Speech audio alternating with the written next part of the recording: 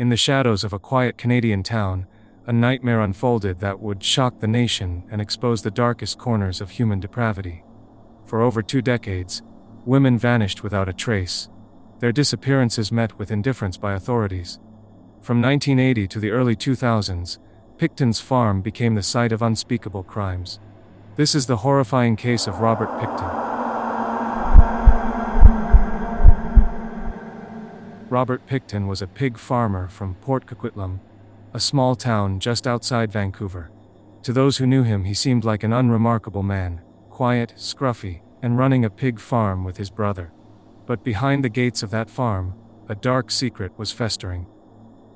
Many of his victims came from Vancouver's downtown east side, a neighborhood known for its struggles with addiction, poverty, and crime.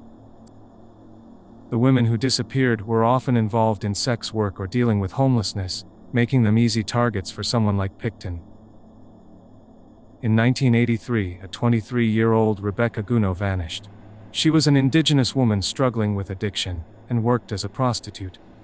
One day she was last seen leaving a shelter and never returned.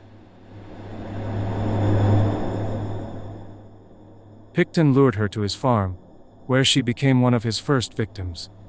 Witnesses and evidence later revealed that Picton would restrain his victims, often using handcuffs or ropes, and subject them to hours of torture. He would stab, strangle, and mutilate them, sometimes while they were still alive. In 1995, 29-year-old Serena Botsway went missing. She was a prostitute and had a history of addiction. She was last seen accepting an offer for money and a ride from Picton. Once on the farm, she was subjected to unimaginable horrors. Picton would taunt his victims, playing mind games with them before carrying out his sadistic acts.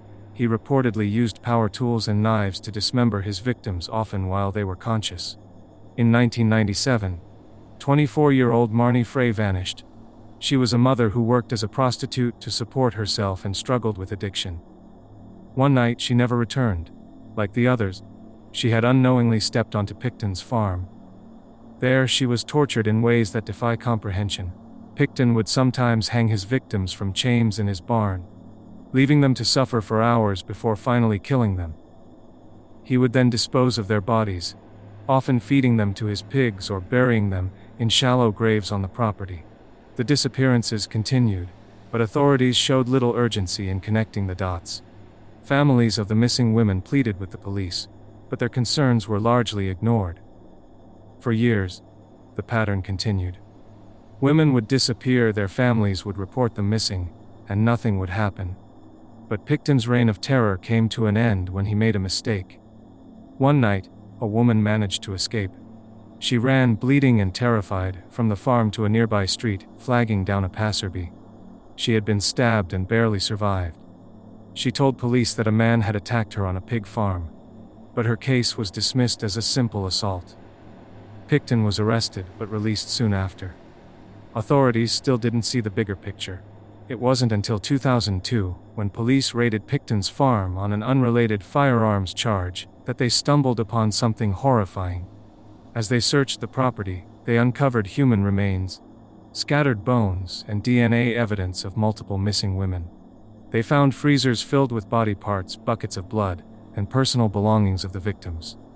The farm was a gruesome graveyard, with evidence of torture and dismemberment scattered everywhere.